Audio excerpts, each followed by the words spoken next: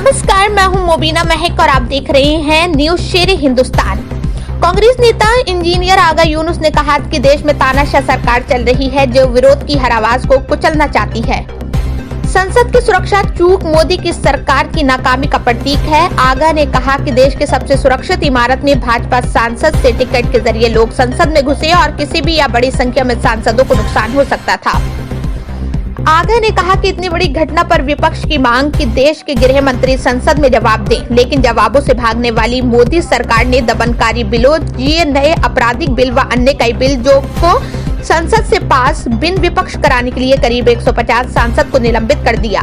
संसद के इतिहास का काला दिन काले इतिहास वाली पार्टी ने बना दिया। इस तरह सांसदों का निलंबन यानी लोकतंत्र का कत्ल करना है। इस समय बेड़ियों में जकड़ा हुआ लोकतंत्र है।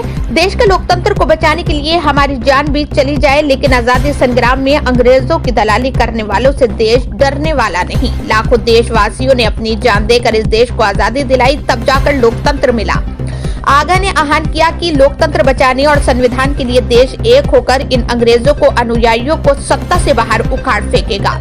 उत्तर प्रदेश अलीगढ़ से हमारे सहयोगी जितेंद्र कुमार की रिपोर्ट।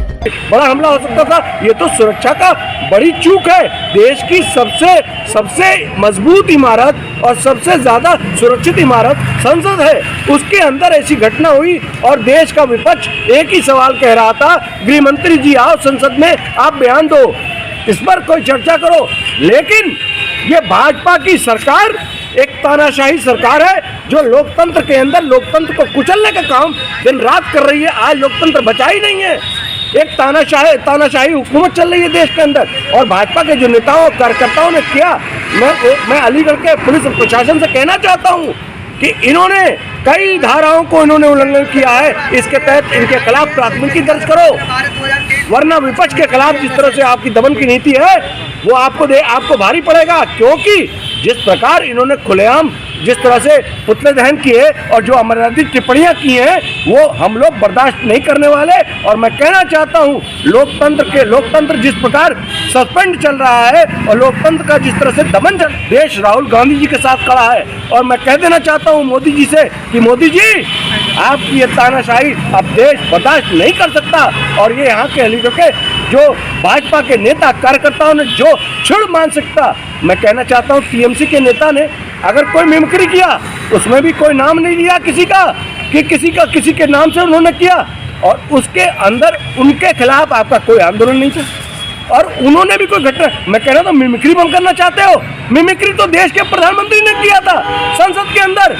आप बताइए, देश के प्रधानमंत्री श्री नरेंद्र मोदी जी ने देश के संसद के अंदर जब वो एक कहते हैं एक महिला सांसद को कि सुपनिका कहते हैं और कहते हैं भरी सभा के अंदर, ओ दीदी, तो ये एक महिला का अपमान खुलेआम करते हैं। उसके बाद देश की संसद के अंदर ये क्या करते हैं? ये कौन कर रहा था? ये चल रहा था, ये क्या था? मैं पूछना चाहता हूँ तो वो मिमिक्री किसके लिए थी?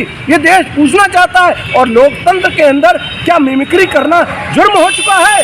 अरे देश लोकतंत्र से चलेगा, देश संविधान से चलेगा। इस देश में संविधान का राज है। जब तक संविधान जिंदा है, तुम्हारे जैसी घृणित और नकारात्मक राजनीति करने वालों का यहाँ इस देश के अंदर अंत होगा और सफाया होगा। ये देश देश की भाईचारगी में आत्मीयता है और देश की भाईचारगी ये कहती है कि सभी वर्ग सभी समुदाय एक दूसरे के साथ मिलकर रहना चाहते हैं। तुम कितना तोड़ोगे?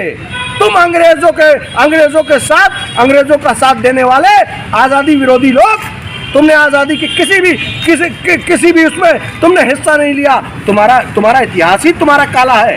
तुम काले इतिहास वाले लोग आज देश को उसी अंग्रेजों की राह पर ले जाना चाहते हो, तो ये देश अब बर्दाश्त नहीं करेगा। देश आज़ाद देश है। लाखों लोगों की कुर्बानियों के बाद इस देश को लोकतंत्र मिला और उस लोकतंत्र को बचाने के लिए लाखों लोग सड़कों पर उतरेंगे और तुम्हें बता देंगे कि इस देश की ताकत क्या है। जय हिंद, जय भारत, जय अलीगढ़, जय कांग्रेस।